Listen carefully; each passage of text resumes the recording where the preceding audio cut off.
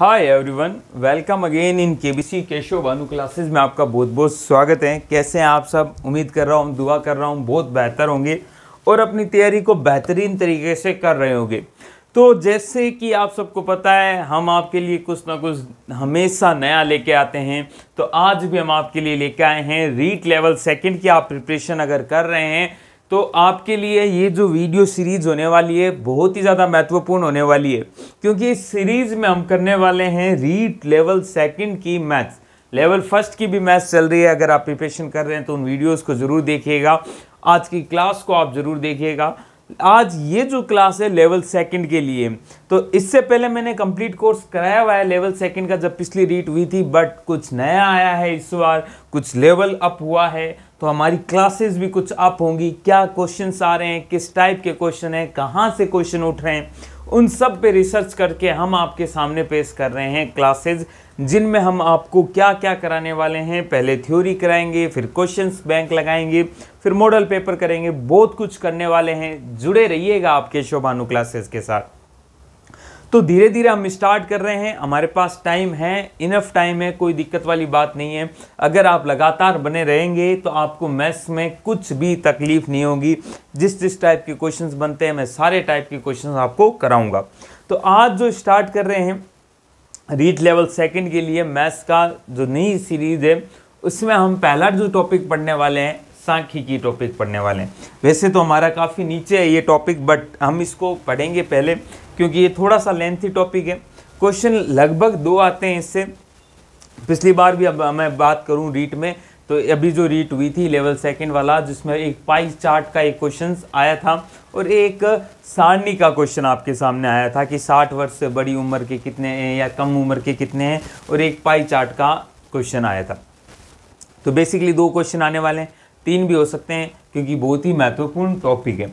तो इसके जो भी मेन चीज़ें मैं आपको सारा डिस्कस कर रहा हूँ, ध्यान से समझिएगा। सांख्यिकी क्या होती है? तो सांख्यिकी में जो पहला वर्ड आता है वो आते हैं आंकड़े, डेटा। आंकड़ा है ना, आंकड़े, डेटा कहते हैं जिन्हें। अब ये जो डेटा है, आंकड़े हैं, ये सबसे पहला वर्ड क्यों है? क्योंकि सांख्यिकी कुछ नहीं है साहब, आंकड़े ही हैं। आंकड़ों का पहले आप क्या करें? संग्रह करें, कलेक्शन करें, ठीक है। फिर उनका क्या करें? प्रस्तुतिकरण करें। प्रस्तुतिकरण मतलब उनको प्रेजेंट करें कि भाई आपने कई चीजें पढ़ी ना, प्रेजेंट करने के कई तरीके हैं। सारणी में प्रेजेंट कर दिया, चित्र में, डायग्राम में कर दिया, ग्राफिकल कर दिया। तो आपने सांख्यिकी क्या है? सांख्यिकी गणित की वो शाखा है जिसमें आंकड़ों का संग्रह, प्रस्तुतिकरण, फिर आप उसका विश्लेषण करते हो, है ना, विश्लेषण करते हो, जिसमें आप क्या करते हो? माध्य, माध्यिका, बहुलक, ये सब जो निकालते हो, तो मीन, मोड, मीडियन, वो सब क्या है? इसका विश्लेषण है। आप इससे क्या रिजल्ट निकाल रहे हैं? तो सांख्यिकी विज्ञान की वह शाखा है जिसमें आंकड़ों का संग्रह, प्रस्तुतिकरण और विश्लेषण किया जाता है। अब पहली बात आती है, सर ये आंकड़े क्या होते हैं? पहला टॉपिक ही आपका ये है कि आंकड़ों का संग्रह, प्रस्तुतिकरण कैसे कैसे, या वर्गीकरण की अगर मैं बात करूं तो वही आपका पहला टॉपिक है।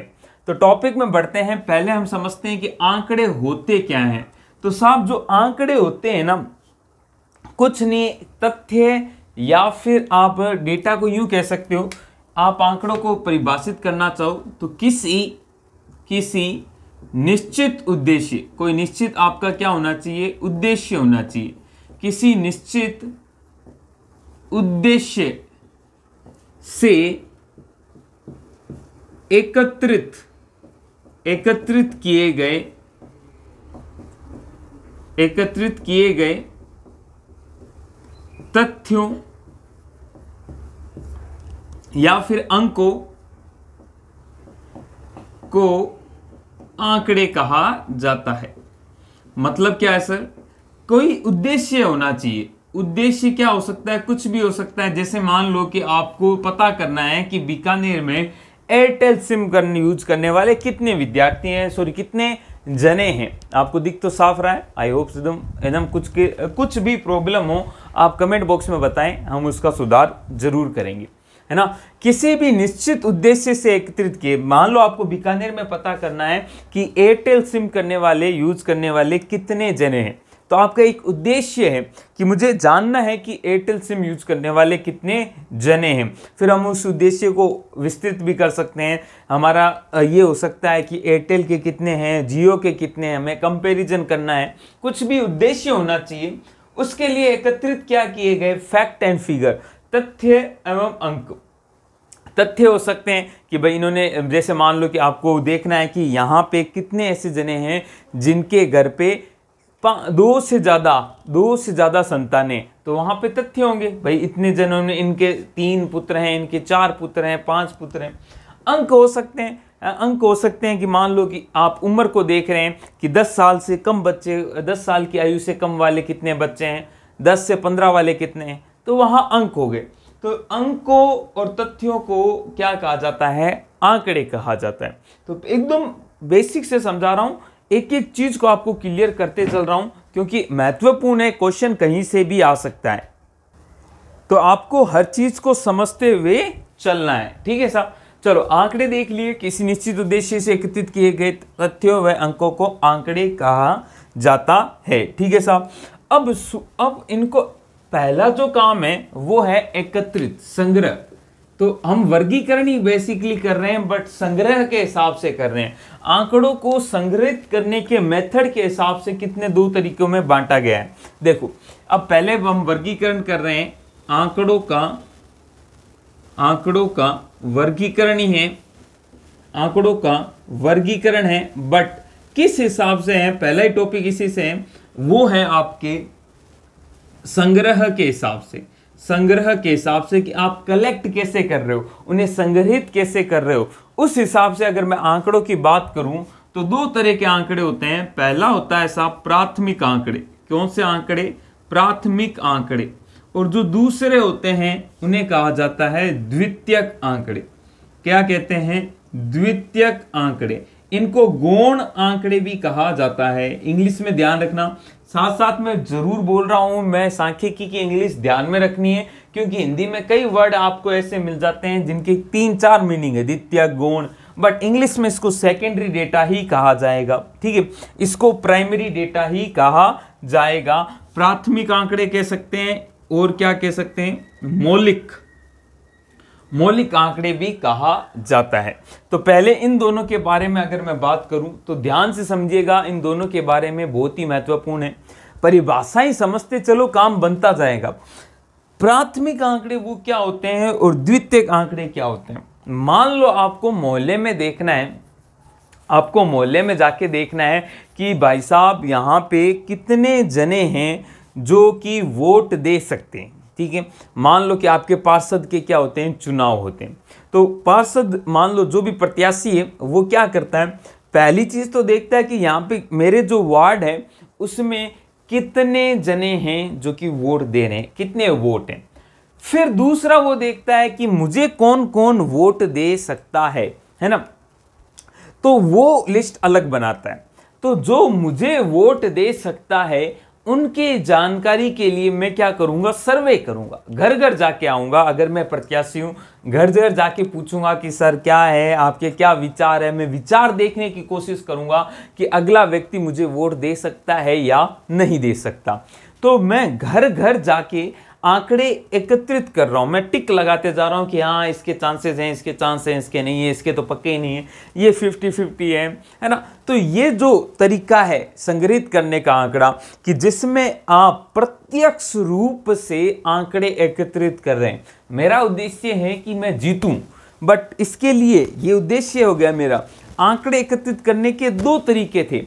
पहला तरीका मैं आपको बता रहा हूं कि मुझे देखना है कि मुझे वोट कौन कौन दे सकता है। उसके लिए मैं घर घर गया और मैंने चेक किया, उनके से बात की। तो ये जो आंकड़ा एकत्रित करने का मेथड है ये कहलाता है प्राथमिक या मौलिक आंकड़े। ऐसे आंकड़ों को क्या कहा जाता है? प्राथमिक या मौलिक आंकड़े। मतलब कहना ये चाहता हूं, इस तरह के आंकड़े जिन्हें प्रत्याशी खुद स्वयं या संस्था या व्यक्ति स्वयं एकत्रित करते हैं, उनको क्या कहा जाता है? प्राथमिक या मौलिक आंकड़े कहा जाता है। द्वितीयक आंकड़े, द्वितीयक आंकड़े आप समझे ऐसे हैं कि एकत्रित करने से पहले मैंने क्या निकाल ली, वोटर लिस्ट निकाली मैंने वोटर लिस्ट, है ना। मेरे पास सबके नाम आ गए कि इन जनों के पास इनकी आयु है कि ये वोट दे सकते हैं, तो उन सब का नाम आ गया।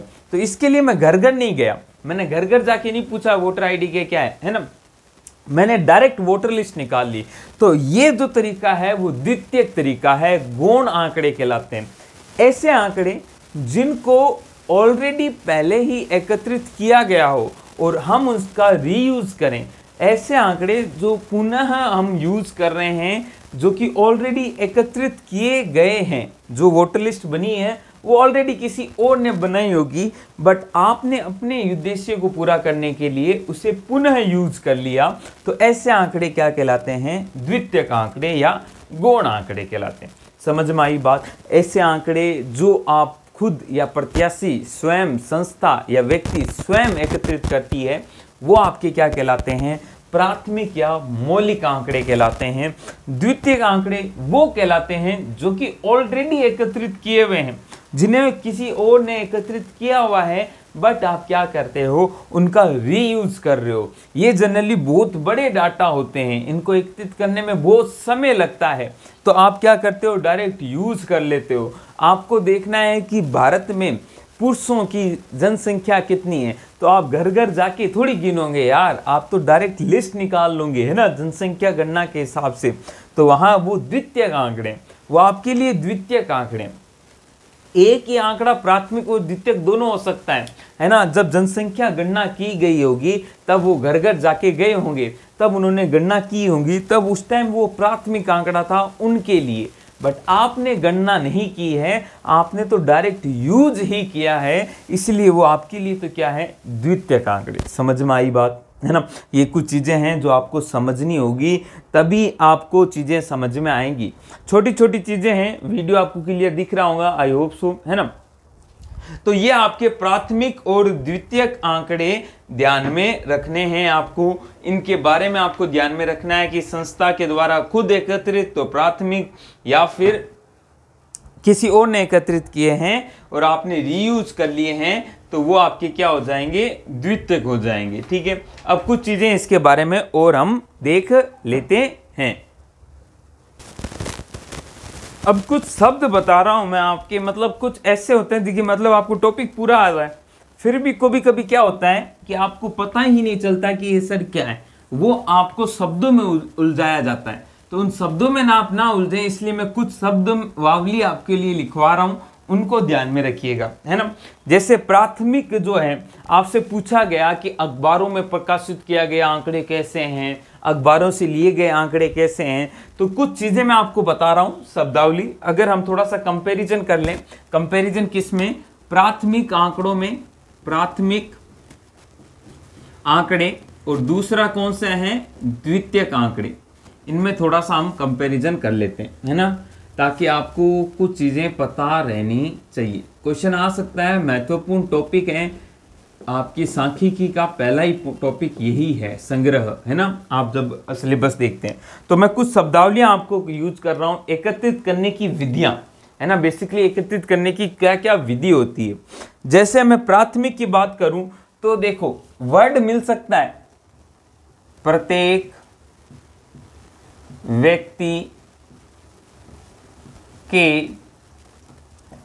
व्यक्ति के अन्वेषण, आपको ये अन्वेषण नया वर्ड मिल गया ना, अन्वेषण, मुझे भी हिंदी देख के ही बतानी पड़ेगी आपको। अन्वेषण से आपको कहा कि प्रत्येक व्यक्ति के अन्वेषण से प्राप्त आंकड़े कैसे होते हैं। अल्लाह सर, ये तो आपने बताया ही नहीं था। तो अन्वेषण का मतलब कि क्या, प्रत्येक व्यक्ति का विश्लेषण किया गया, प्रत्येक व्यक्ति को देखा गया, तो ये आंकड़े प्राथमिक आंकड़े कहलाते हैं, है ना। ये कुछ शब्दावलियां हैं, इसीलिए मैं आपको लिखवा रहा हूं, है ना। क्वेश्चन पूछे गए, अनुसूचियां भरवा के प्राप्त आंकड़े कैसे होते हैं। अनुसूचियां भरवा ली, है ना।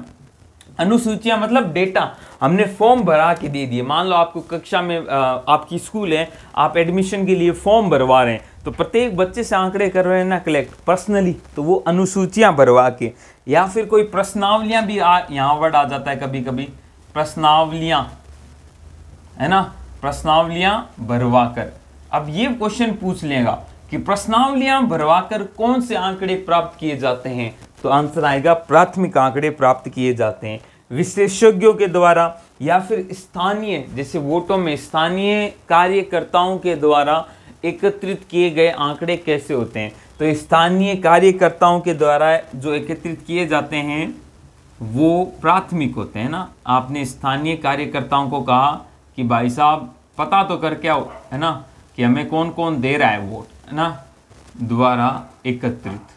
तो ये कुछ शब्दावलियां हैं, ध्यान रखना, कोई टेंशन वाली बात नहीं है, बट पहले ही पता हो ना तो पेपर में टेंशन कम होती है। चलो आगे चलते हैं। द्वितीय आंकड़े में देखो, किसी प्रकाशित स्रोत से, अब देखो प्रकाशित स्रोत से प्राप्त आंकड़े क्या कहलाते हैं।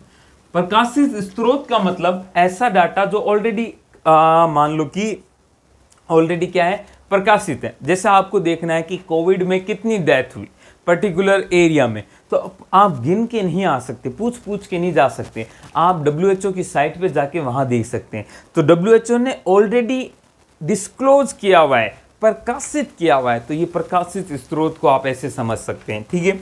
और आप देखिए अब ये प्रकाशित कहाँ से हो सकते हैं, सरकारी, है ना, सरकारी या फिर अंतर्राष्ट्रीय, जैसे WHO हो गया तो अंतर्राष्ट्रीय हो गया, भारतीय कोई कोविन हो गया तो वो अपने सरकारी हो गया, है ना। इन स्रोतों के द्वारा या सरकारी के अलावा कभी कभी लिखा जाता है गैर सरकारी, प्राइवेट भी, तो कुछ कुछ डाटा अपने डिस्क्लोज करते हैं ना, जैसे एयरटेल की सिम वाला हमने देखा था, है ना। अर्ध सरकारी, कुछ भी नाम आ जाए आपके, उनके द्वारा प्रकाशित जो ऑलरेडी है ना, प्रकाशित नाम ध्यान रखना, अर्ध सरकारी,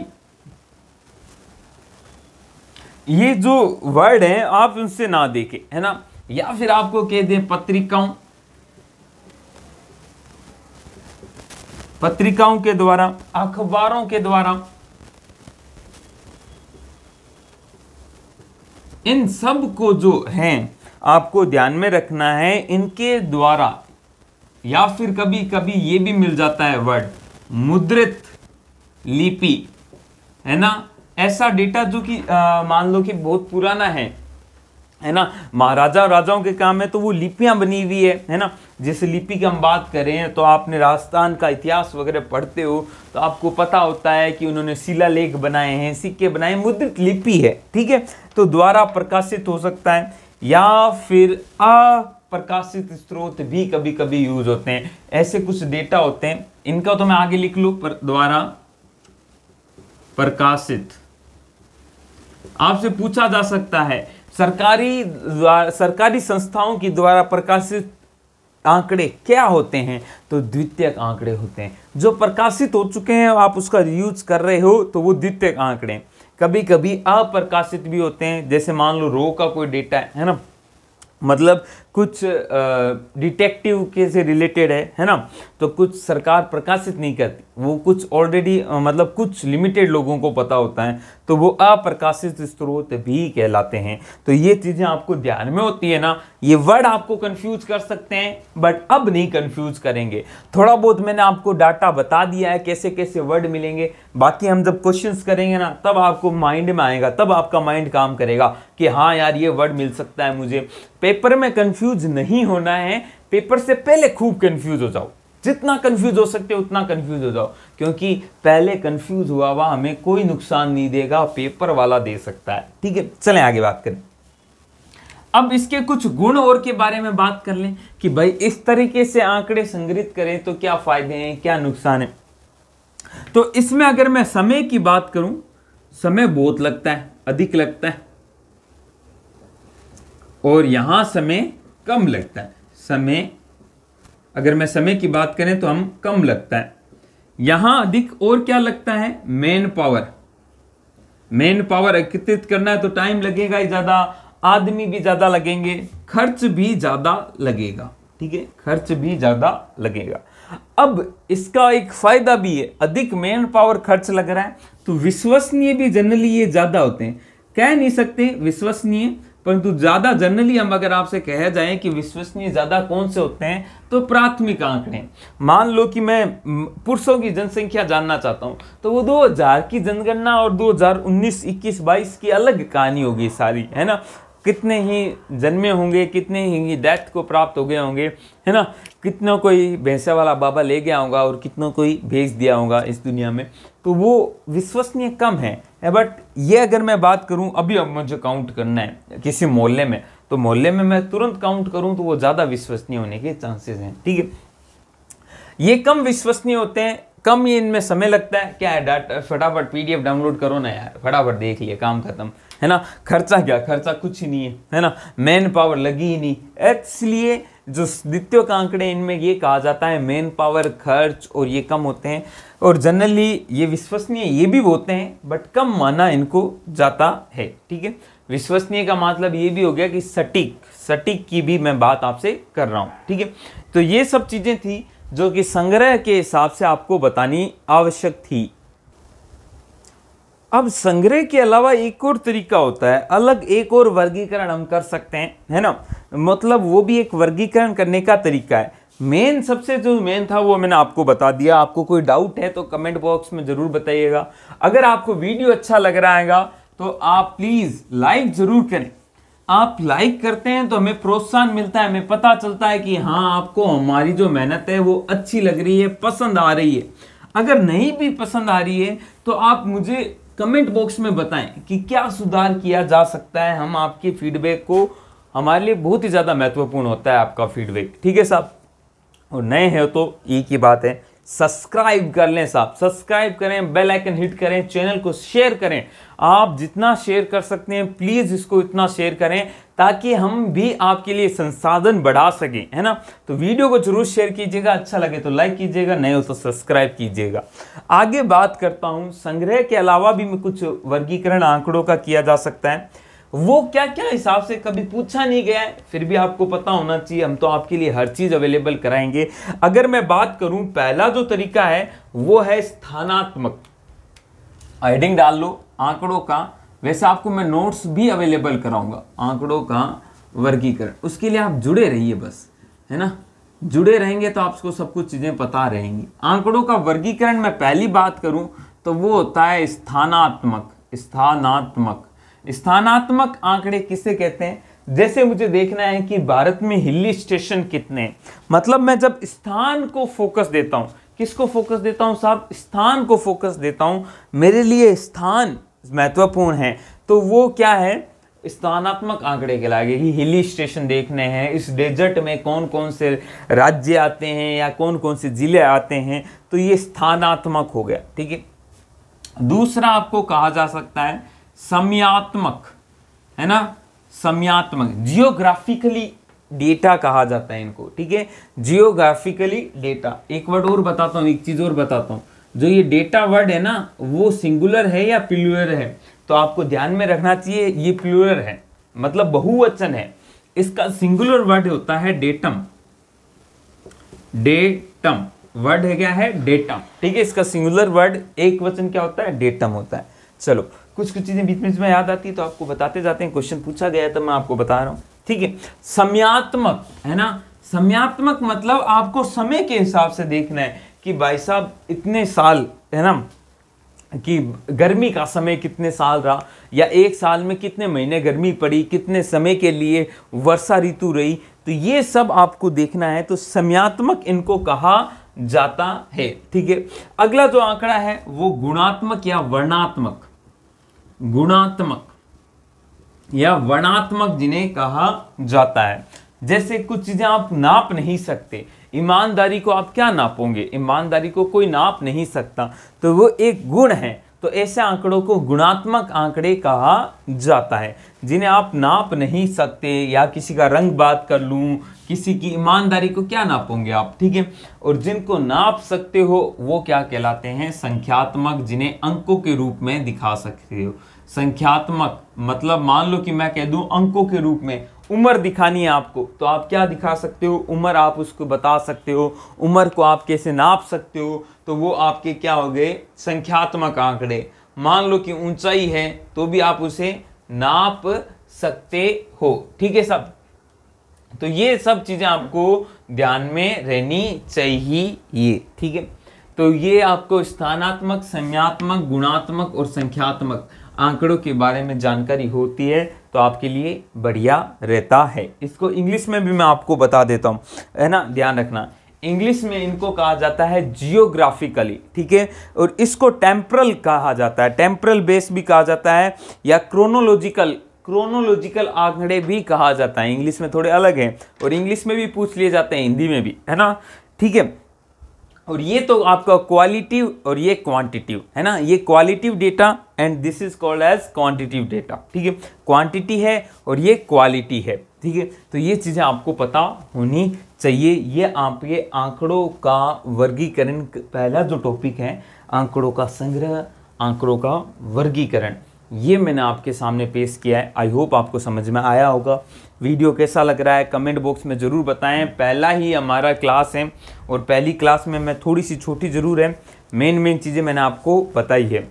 कल हम पढ़ेंगे प्रस्तुतिकरण, है ना, छोटा ही वीडियो होने वाला है। पहला आज हमने क्या पढ़ा, पहला हमने पढ़ा आंकड़े क्या होते हैं, आंकड़ों का वर्गीकरण क्या होता है, आंकड़ों का संग्रह क्या होता है। तो मैं थोड़ा सा समय लेके पूरा रिवाइज करा देता हूँ आपको। संग्रह, सांख्यिकी क्या होता है, आंकड़ों का संग्रह, फिर उसके बाद प्रस्तुतिकरण और फिर विश्लेषण, इन तीनों को ही हम पढ़ने वाले हैं। विज्ञान की वह या गणित की वह शाखा जिसमें आंकड़ों का संग्रह, प्रस्तुतिकरण और विश्लेषण किया जाता है, सांख्यिकी कहलाता है। फिर हम जो दूसरी बात कर रहे हैं, आंकड़े क्या होते हैं, किसी निश्चित उद्देश्य से एकत्रित किए गए तथ्य या फिर अंकों को क्या कहा जाता है, आंकड़े कहा जाता है ना। फिर हमने बात की कि आंकड़ों का संग्रह करने के हिसाब से दो तरह के आंकड़े होते हैं। पहला होता है प्राथमिक या मौलिक आंकड़े, दूसरा होता है द्वितीयक या फिर गौण आंकड़े, primary data and secondary data. प्राथमिक आंकड़े व्यक्ति या संस्था जिनको भी एकत्रित करने हैं उनके स्वयं के द्वारा एकत्रित किए जाते हैं, वो प्राथमिक आंकड़े कहलाते हैं। जब किसी के द्वारा आंकड़े एकत्रित किए गए हैं और आप उन्हें पुनः प्रयोग में ले रहे हैं, रीयूज कर रहे हैं, तो वो क्या कहलाते हैं, द्वितीयक आंकड़े कहलाते हैं। ठीक है, आपको कोई एग्जाम्पल दिए जा सकते हैं, उनमें क्वेश्चन पूछा जा सकता है। फिर हमने और आंकड़ों का वर्गीकरण किया, उसमें हमने देखा कि स्थानात्मक, समयात्मक, गुणात्मक और संख्यात्मक, है ना। अपने ये जियोग्राफिकली, ये आपका जो है ये क्या कहते हैं इसको, क्रोनोलॉजिकली, हाँ क्रोनोलॉजिकली, क्वांटिटिव और क्वालिटिव और क्वांटिटिव, ये डेटा आपको ध्यान में रखने हैं। ये आंकड़ों का वर्गीकरण हमने किया है। कल हम पढ़ने वाले हैं आंकड़ों का प्रस्तुतिकरण। प्रस्तुतिकरण कैसे कर सकते हैं, प्रस्तुतिकरण को हल्का सा बताता हूँ, शाब्दिक रूप में कर सकते हो। जैसे शाब्दिक रूप कैसा सर, आपने बहुत बार आपने रिपोर्ट देखी होंगी, डॉक्टर कोई रिपोर्ट करवाता है तो उसमें पैराग्राफ में कुछ लिखा हुआ होता है, तो वो आंकड़ों को बताया है क्या, पैराग्राफ के रूप में, तो वो शाब्दिक हो गया। जब हम पैराग्राफ को शब्दों के रूप में यूज करते हैं, आंकड़ों का प्रस्तुतिकरण करते हैं, तो वो शाब्दिक रूप है। प्रस्तुतिकरण मतलब आपने आंकड़े इकट्ठे तो कर लिए, अब प्रेजेंट भी तो करने पड़ेंगे, पेपर में कहीं लिखोगे तभी तो विश्लेषण कर पाओगे उनका, तो शाब्दिक रूप ऐसा होता है। फिर क्या होता है, एक रो डेटा भी होता है। रो डेटा मतलब जैसा आंकड़ा था वैसा का वैसा लिख दिया, बात खत्म, है ना, तो वो रो डेटा कहलाता है या रो प्रस्तुतिकरण कहलाता है ना। आगे बात करें, रो का मतलब कच्चा हो, है ना, जैसा था वैसा का वैसा लिख दिया। फिर आपको देखना है सारणिक रूप। सारणिक रूप आपने सांख्यिकी पढ़ी होगी बहुत बार, टेबल, बारंबारता सारणी जो आप बनाते हैं, है ना, सतत असतत सब कुछ देखना है उसमें। फिर आपका क्या होता है, चित्र में आपका आप डायग्राम के थ्रू डाटा को प्रस्तुत कर रहे हो। डायग्राम में भी दो तरीके होते हैं साहब, एक तो ग्राफिकली होता है ना, ग्राफिकल में भी अलग अलग होते हैं। फिर आप एक मतलब ग्राफिकल में आप जैसे देख सकते हो, क्या आप फ्रीक्वेंसी पॉलीगन बनाते हो, है ना, बहुभुज, है ना, बहुभुज बनाते हो, या फिर आप बात करते हो आयत चित्र जो बना रहे हो, ये सब ग्राफिकल में आते हैं। बार डायग्राम बना रहे हो तो ये सब आप ग्राफ में बनाते हो, है ना, दंड चित्र जिसे कहा जाता है। एक और होता है जो कि पाई चार्ट हो गया, है ना। इन तरह के आंकड़ों को भी हमें सबको देखना है क्योंकि सबसे आपके क्वेश्चंस आते हैं। तो आई होप आपको क्लास अच्छी लगी होगी। कल की क्लास में फिर मिलते हैं। नई क्लास में आपको नई चीज़ें बताएंगे। तब तक के लिए अलविदा। जय हिंद, जय भारत।